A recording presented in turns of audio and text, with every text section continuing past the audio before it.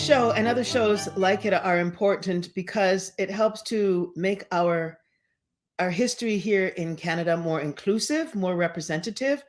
I talk in the beginning of my show about how I didn't feel like I belonged here, like I was Canadian.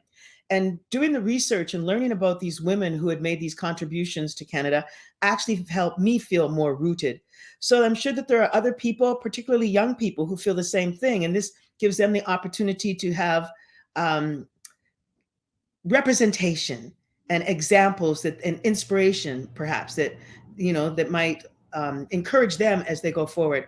Additionally, I recall it, it might have been as little as 15 years ago where I heard Oprah Winfrey when she was learning about the Black population in Nova Scotia. I think it was particularly about Africville, that when she made a comment that she didn't even know that there were Black people in Canada.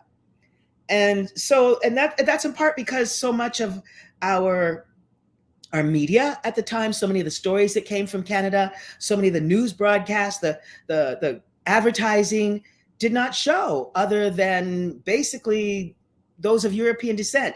I mean, there was a reason why Canada has been called the Great White North, and that's not just because of the snow and the tundra. It's because people didn't see representation of other people.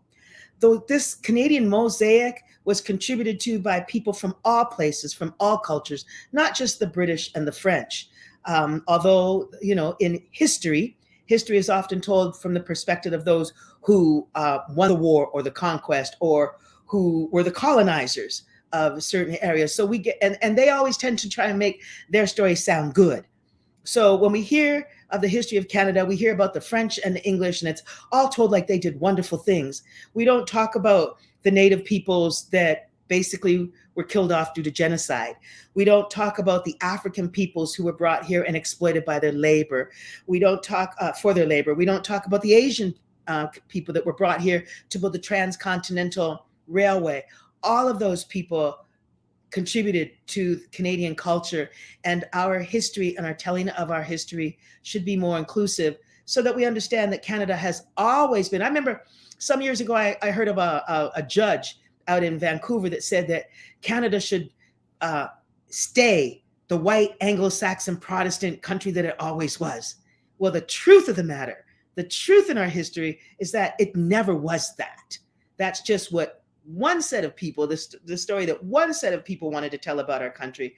And it's so much more interesting to know about the contributions of all of the people who have contributed to this country. And that's why this play is so important, because it just tells a small bit of the history while telling the stories of these four women who did significant things.